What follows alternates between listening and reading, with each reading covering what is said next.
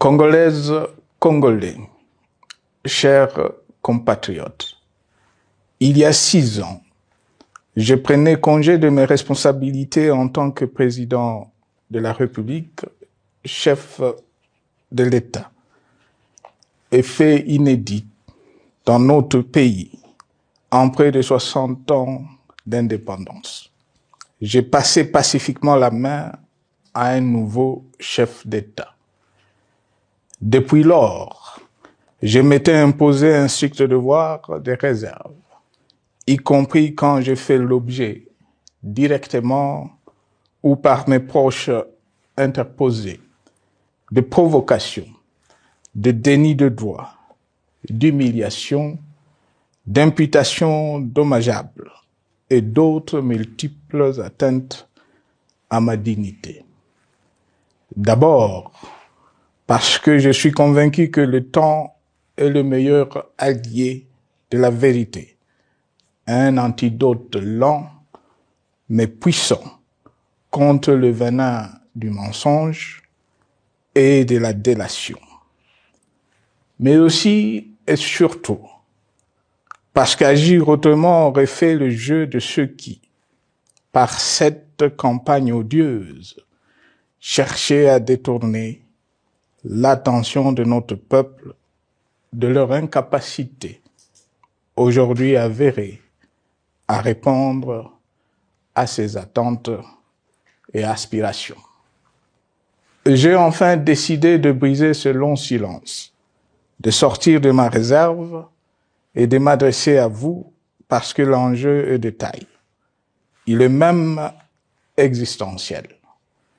Non pas pour ma famille politique ou biologique, moins encore pour ma modeste personne, mais plutôt pour la nation congolaise et pour l'avenir de notre cher et beau pays.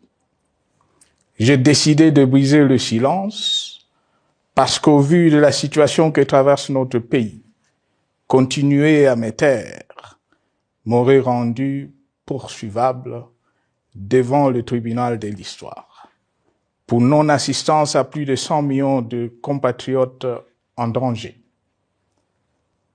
Je saisis cette opportunité pour partager avec vous mes réflexions et participer ainsi à la recherche de la solution à la crise que traverse notre pays, la République démocratique du Congo, terre de nos ancêtres, car il est gravement malade et son pronostic vital engagé. Mieux que quiconque, vous en êtes conscient, car vous en faites quotidiennement les frais dans votre chair et vous en payez le prix.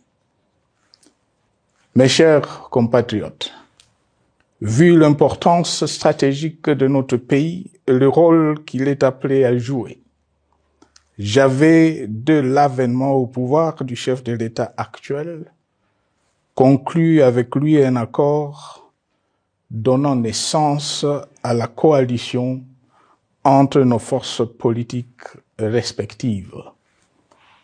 À propos de cet accord, beaucoup de contre-vérités ont été dites, y compris, fort malheureusement, par celui qui est censé connaître la vérité, parce qu'en étant l'un de deux principaux signataires.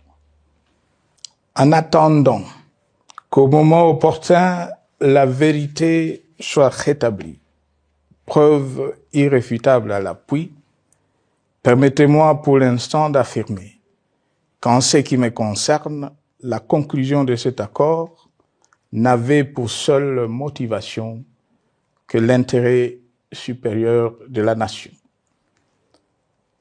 Par cet accord de mutualisation de forces, j'entendais en effet permettre à mon successeur d'exercer dans la direction des affaires de l'État plus de pouvoir effectif que ce que la faible représentation de sa famille politique au sein de la nouvelle Assemblée nationale était en droit de lui conférer.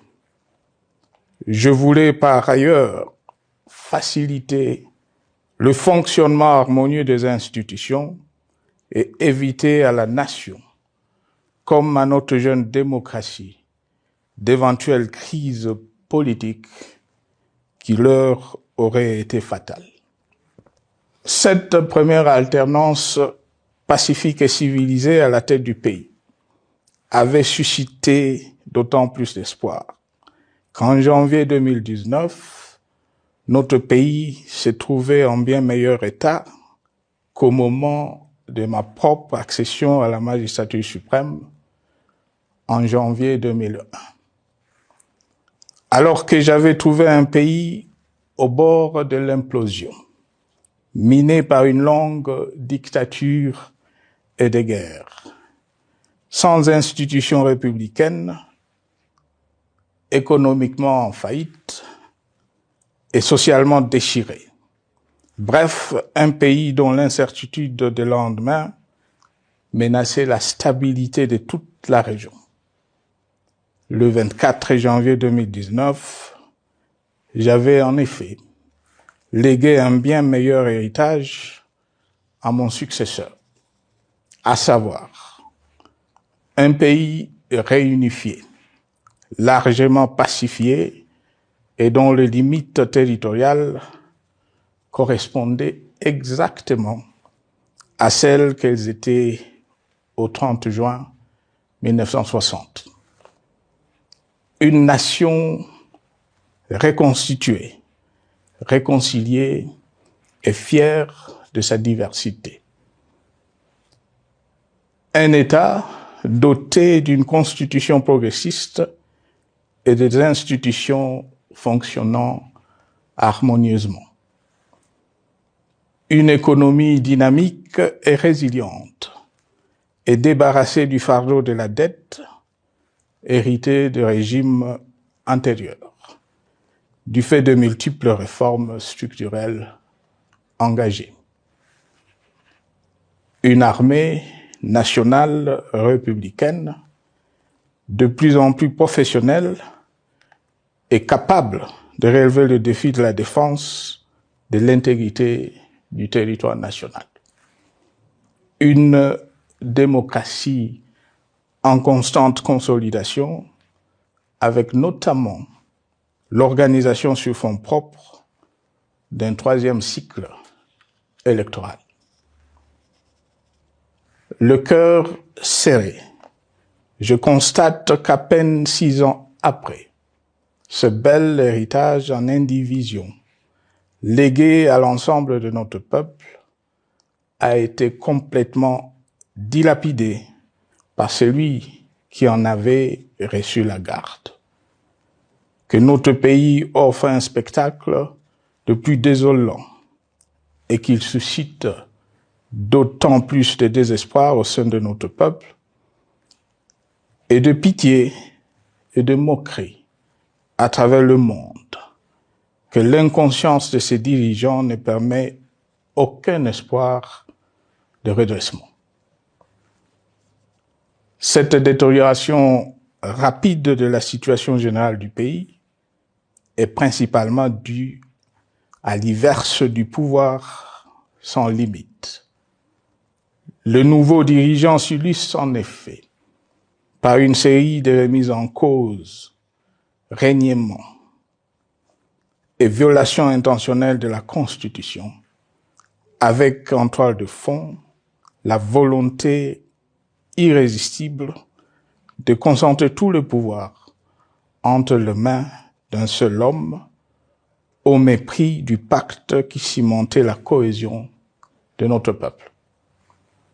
Le premier acte de remise en question de ce pacte républicain, véritable socle de stabilité et de cohésion nationale, a consisté à violer délibérément la Constitution et les lois pertinentes lors du premier remaniement de la Cour constitutionnelle par le président de la République. La violation de ce texte juridique, fondement de tout état de droit, pour de simples raisons de confort politique est devenue, depuis lors, une marque distinctive de la gouvernance de notre pays. Dans le même esprit, en décembre 2020, il fut organisé un coup d'État institutionnel à la suite du renversement en pleine mandature d'une majorité parlementaire, pourtant dévolue par le peuple souverain, ainsi que le gouvernement qui en était issu. S'en sont ainsi suivis la nomination illégale de membres de la Commission électorale nationale indépendante, ainsi que le simulacre des élections de décembre 2023, organisées en violation du cadre juridique et de normes internationales pertinentes, qui, par une ampleur sans précédent de la fraude, ont amplifié l'illégitimité des institutions et de leurs animateurs. Le coup de grâce a été donné par l'annonce du projet de changement de la Constitution, un projet dont la réalisation liquiderait totalement le consensus national de Sun City. Les conséquences négatives de cette gouvernance non orthodoxe sont pour le moins stupéfiantes. Le pays est ainsi devenu un espace de non-droit. La République a cessé d'être démocratique et la volonté du chef de l'État tient désormais lieu de loi suprême, supplantant la Constitution et les lois. En revanche, érigé en politique du gouvernement, le populisme et la démagogie, le mensonge et l'arrogance, la discrimination et la stigmatisation de certaines composantes de notre peuple, l'institutionnalisation du tribalisme et du népotisme, l'opposition de communautés nationales les unes aux autres, le discours de haine et l'injustice ainsi que l'impunité ont d'autant plus aisément détruit la cohésion nationale et le vivre ensemble que l'opulence outrancière et le non-respect de la parole donnée sont les maîtres mots de la classe politique au pouvoir. Ce qui a rendu le pays fragile et donc vulnérable. Plus grave, le repli identitaire, dangereux pour l'édification de toute nation, a refait surface, avec ses vieux démons dont l'intolérance et la division est circonstance aggravante. Cela est non seulement toléré et impuni, mais aussi et surtout véhiculé et financé par les tenants du pouvoir. Face à cette dérive, le Parlement a abdiqué de sa mission constitutionnelle de contre-pouvoir. Il a ainsi cessé d'être le temple de la démocratie, le lieu par excellence de l'expression législative et la volonté du souverain primaire, pour ne plus être qu'une chambre d'enregistrement de la volonté d'une seule personne. Quant à la justice, garante constitutionnelle des libertés publiques et du socle de valeurs, qui structure notre identité et forge notre unité, elle a complètement démissionné de ses responsabilités, se laissant ouvertement instrumentalisée à des fins politiques.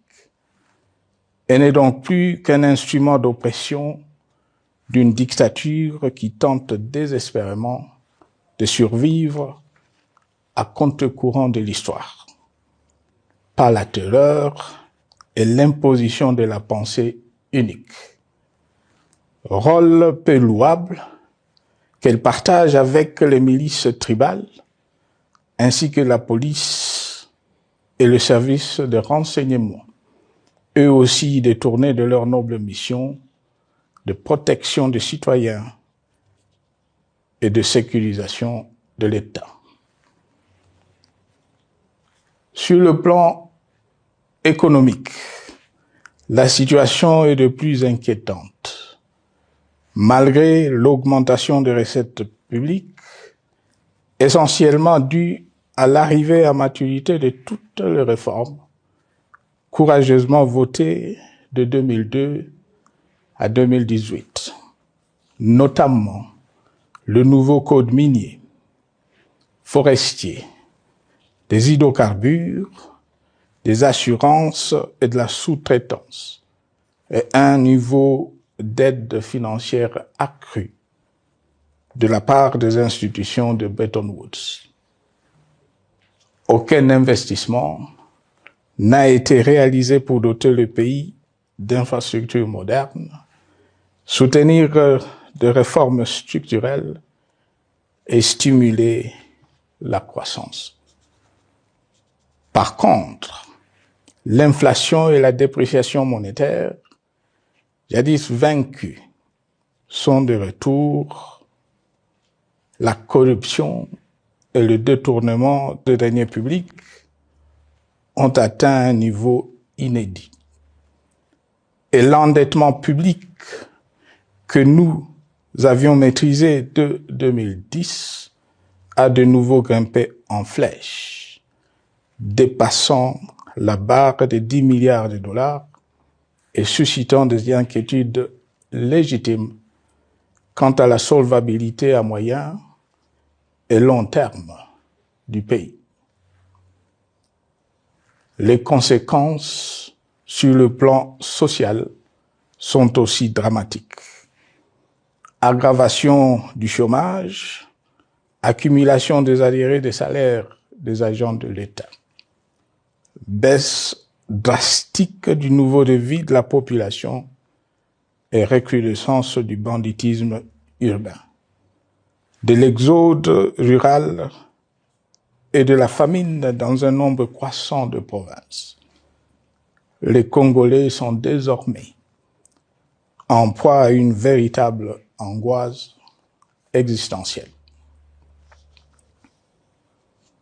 Parmi les victimes résignées de ce gâchis se trouve en bonne place notre jeunesse, qui a été pourtant de tout le combat démocratique et qui a beaucoup cru aux vertus de l'alternance pacifique. Aujourd'hui, sans repère ni perspective sérieuse du lendemain, ils se sont abandonnés, laissés à la merci des entrepreneurs de conflits et de vendeurs d'illusions de tous bords. Rien de ce qui lui a été promis depuis 6 ans n'a été réalisé. À cette jeunesse désabusée, comme à l'ensemble de notre peuple, nous tenons à donner une assurance. L'échec d'un régime compromet, mais ne scelle pas définitivement le sort d'un peuple. Mes chers compatriotes, s'agissant de la situation sécuritaire, dans les grandes agglomérations comme dans nos campagnes, elle est partout plus que préoccupante. C'est le cas notamment au nord Kivu, au sud Kivu, en Ituri, au Maniema, au Tanganyika, au Katanga et au Mai-Ndombe, province pourtant voisine de Kinshasa, capitale du pays et siège des institutions. Le sang de nos compatriotes civils et militaires, valeureux officiers et soldats des rangs, mais aussi députés, éminents membres de la société civile ou de partis politiques, a ainsi abondamment et gratuitement coulé. Du fait de l'intolérance, du cynisme, voire pire, d'un terrorisme d'État pratiqué dans un seul et unique dessein, l'abus du pouvoir pour le pouvoir. C'est le cas, entre autres, de plusieurs centaines de détenus du centre pénitentiaire de rééducation de Makala, sauvagement abattus dans la nuit du 1er au 2 septembre 2024, victimes sans défense d'un crime incontestable contre l'humanité, à ce jour resté impuni. Il en est de même de membres de la secte mystico-religieuse Wazalendo de Goma, de jeunes de la Junafek à Lubumbashi et du massacre des adeptes de l'église Mbidi à Kilwa.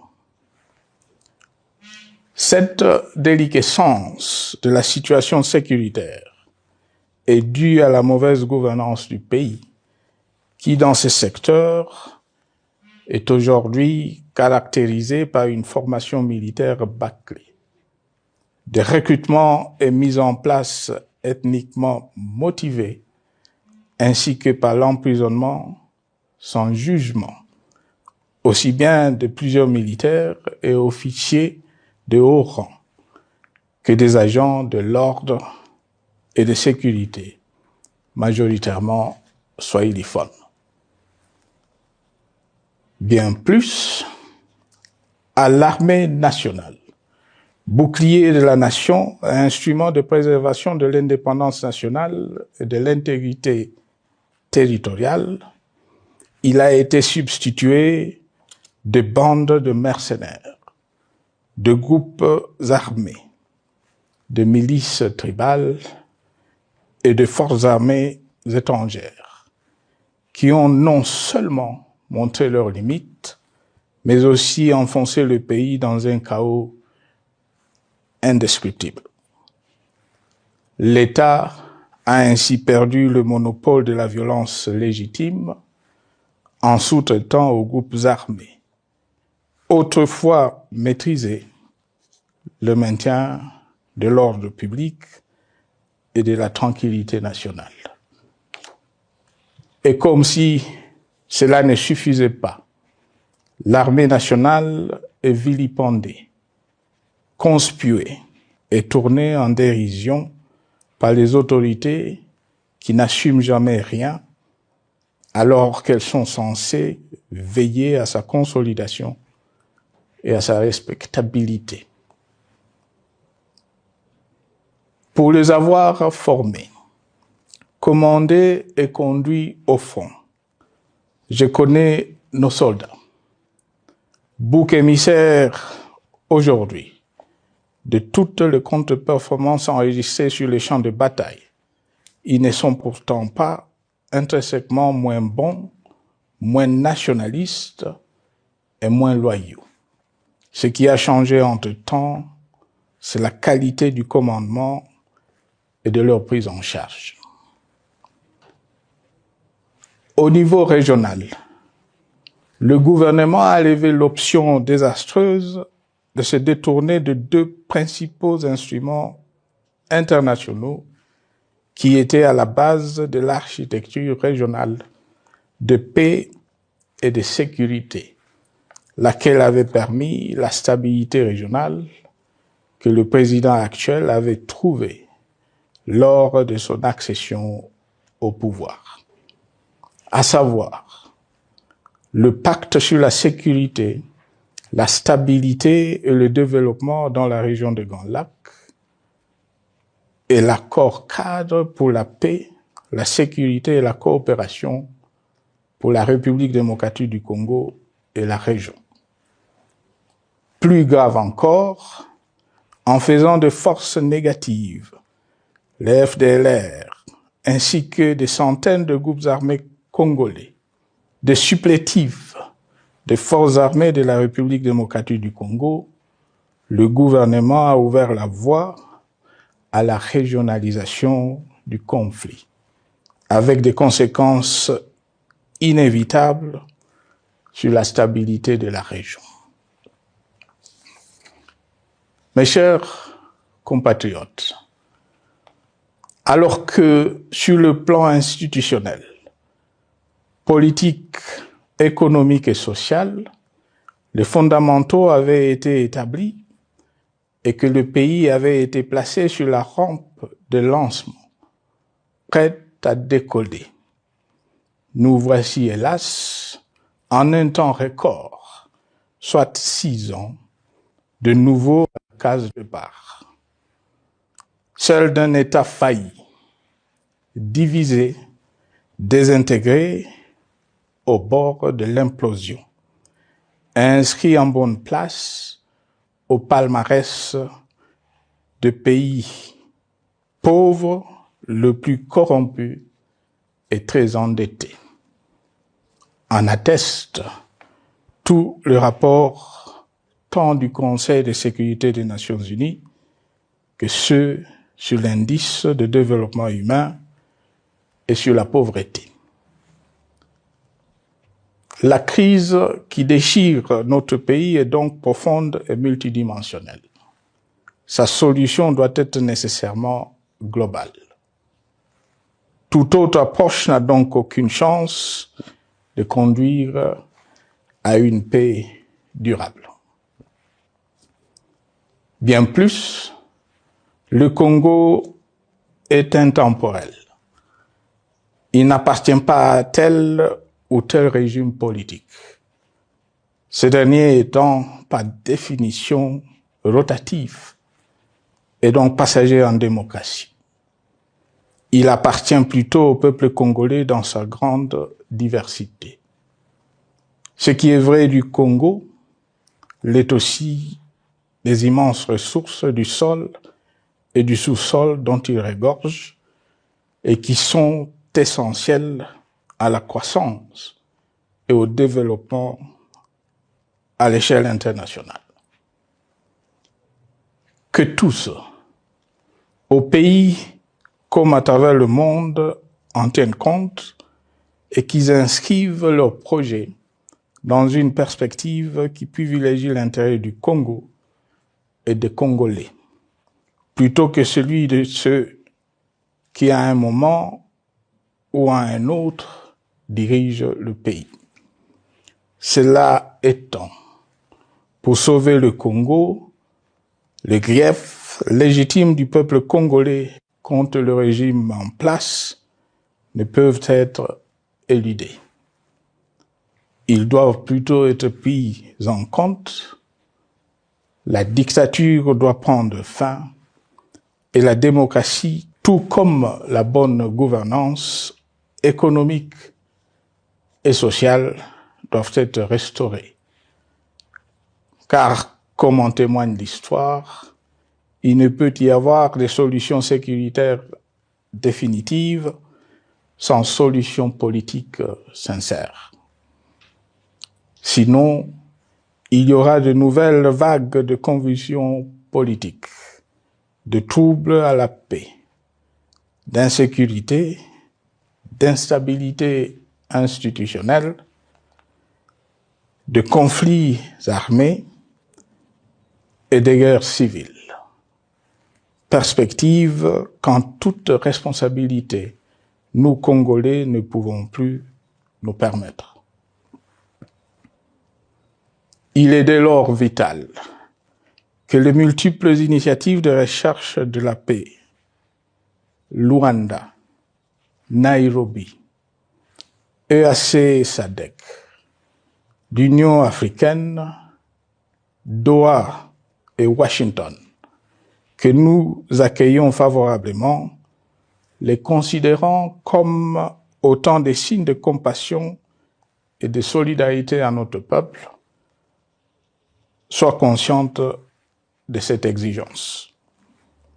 Qu'elles accordent aux Congolais à la fois maîtres de leur destin et premières victimes de cette crise la place centrale qui leur revient de droit, aussi bien dans le diagnostic du mal dont souffre le pays que dans la prescription du traitement dont il a besoin pour en guérir définitivement. Il convient de noter à ce sujet que le gouvernement de Kinshasa s'est enfin résolu à se mettre autour d'une même table avec l'AFC/M23 depuis plusieurs semaines à Doha, même si, bizarrement, il continue à considérer comme un crime le fait que les autres Congolais se parlent entre eux. C'est le lieu pour moi de saluer la démarche des évêques de la CENCO et de l'ECC, qui a le mérite de n'exclure du débat aucun sujet, ni aucun de nos compatriotes. Sans être parfaite, cette initiative conjointe des Églises mérite le soutien et, si nécessaire, des enrichissements de la part de notre peuple. Mes chers compatriotes, une fois n'étant pas coutume, il convient de dénoncer la falsification de l'histoire par ceux dont le jeu pervers dans l'opposition naguère, comme aujourd'hui au pouvoir, a consisté et consiste encore à calomnier, à diffamer, à diaboliser et à diviser pour gagner et régner, à se défausser sur les autres pour justifier leur contre-performance, quelles qu'en soient les conséquences sur la cohésion nationale ou en termes de vies humaines injustement brisées ou perdues. Une preuve, s'il en fallait encore, vient de nous en être donnée une fois de plus. Il y a quelques jours, en effet, suite à une simple rumeur de la rue ou des réseaux sociaux sur ma prétendue présence à Goma, où je veux me rendre dans le prochain jour, comme annoncé par ailleurs, le régime en place à Kinshasa a pris des décisions arbitraires, avec une légèreté déconcertante qui témoigne du recul spectaculaire de la démocratie. Mieux que quiconque, vous savez que pour moi, le Congo est la priorité absolue, que sa souveraineté et son intégrité territoriale ne sont pas négociables, que mon engagement pour la démocratie, la cohésion nationale, la paix et la stabilité n'est pas un slogan creux, et que le respect de la Constitution et des lois du pays, autant que celui de la parole donnée, sont sacrés. Militaire, j'ai juré de défendre la patrie jusqu'au sacrifice suprême. Hier au pouvoir, aujourd'hui en dehors du pouvoir, je demeure plus que jamais fidèle à ce serment. En ce moment où le pays est de nouveau divisé, appelé par le destin, j'ai le devoir d'œuvrer à la recherche de la paix et de contribuer à la reconstruction de notre pays qui se meurt. C'est dans cet esprit que j'ai choisi ce moment pour exprimer ma sympathie à l'endroit de toutes les victimes du conflit en cours, de réconforter et marquer ma solidarité avec la population de la partie orientale. Vous, qui êtes abandonnés par le pouvoir central, qui semble avoir pris le parti de vous punir, entre autres, en déconnectant les institutions financières du réseau bancaire national, et en restreignant le mouvement de personnes et de biens. Ces décisions et bien d'autres vous asphyxient et rendent votre vie plus précaire que jamais.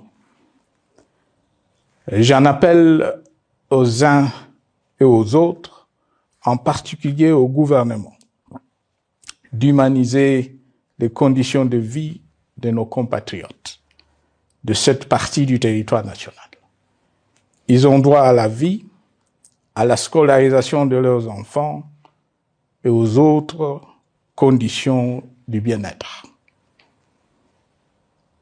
En entendant le rétablissement de l'autorité de l'État sur toute l'étendue du territoire national, j'invite les tenants du pouvoir à protéger la population.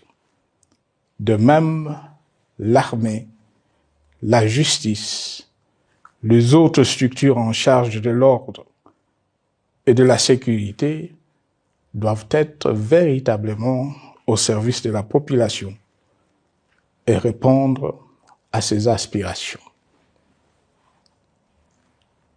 Mes chers compatriotes, de par mon expérience dans des situations similaires, le patriotisme et l'humanisme ont guidé le processus de règlement de conflits et ont porté de fruits dans le passé, aussi bien sur les champs de bataille que sur celui des négociations ou du dialogue. Notre pays avait été divisé de quasi-moitié pendant quelques années. La sagesse avait alors prévalu. Nous avions recollé le morceau et le pays a survécu dans son unité. C'est ainsi qu'après quelques années de réflexion sur la crise en cours, après avoir consulté des chefs d'État et des anciens chefs d'État de la région, ainsi que des acteurs politiques et sociaux, nationaux et étrangers, j'ai fait ce jour une proposition qui engage la nation tout entière à un sursaut patriotique pour un pacte citoyen afin de tirer le pays du gouffre. Le travail hardi qui s'impose à nous portera notamment sur les 12 points suivants. 1. Mettre fin à la dictature, mieux à la tyrannie. 2. Arrêter la guerre. 3. Rétablir l'autorité de l'État sur toute l'étendue du territoire national. 4. Restaurer la démocratie en revenant aux fondamentaux d'un véritable État de droit. 5. Rétablir les libertés fondamentales. 6. Réconcilier le Congolais et reconstruire la cohésion nationale. 7. Relancer le développement du pays par la mise en place d'une bonne gouvernance économique, une gestion administrative et financière orthodoxe et une répartition équitable des ressources nationales. 8. Relancer le dialogue sincère et permanent avec tout le pays voisin en vue de l'instauration de la paix et du développement durable dans la région. 9. Rétablir la crédibilité du pays auprès de partenaires au niveau tant régional, continental qu'international. 10. Neutraliser tous les groupes armés nationaux et étrangers et rapatrier ces derniers dans leur pays d'origine. 11. Mettre définitivement fin au recours et à l'utilisation de mercenaires, conformément à la Convention de l'Union africaine sur l'élimination du mercenariat en Afrique du 3 juillet 1977 et à la résolution des Nations Unies du 4 décembre 1989 portant sur la Convention internationale contre le recrutement, l'utilisation, le financement et l'instruction de mercenaires et rapatrier sans condition ceux qui sont déjà déployés sur le sol congolais. 12. Ordonner le retrait sans délai de toutes les troupes étrangères du territoire national. À ce sujet, je salue la décision sage des pays de la SADC de retirer les troupes de la SAMI DRC de notre pays. Vu l'immensité de la tâche ainsi décrite, je lance un appel solennel à tous les Congolais, sans distinction de sexe, d'ethnie, d'âge, de classe sociale, de zone géographique ou d'appartenance politique, qui aiment passionnément le Congo, qui sont prêts à tous les sacrifices, qui adhèrent sans réserve au pacte républicain de Sun City et qui tiennent au respect de la Constitution du 18 février 2006, à se dire autour de ces objectifs. Il s'agit de la refondation de l'État et de l'édification d'un pays qui a perdu ses repères. Mobilisons-nous et mettons à profit tous les moyens à notre disposition pour restaurer l'unité nationale, sauver le Congo et préserver son indépendance, car l'Afrique et le monde nous regardent. Mes chers compatriotes, le Congo vaut mieux que la caricature qu'en donnent ses dirigeants actuels. Le Congo mérite mieux que cette politique extérieure faite de jérémiades et de mendicité.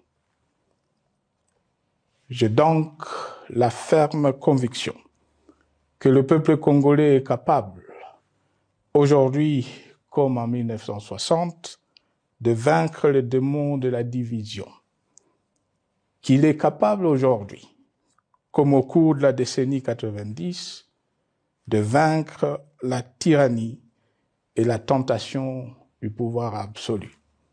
Qu'il est capable aujourd'hui, comme en 2003, de prendre le dessus sur ce qui nous divise et de mettre fin à la violence armée qui oppose ses enfants. Pour y parvenir, chacun doit jouer sa partition. Je m'engage à jouer la mienne.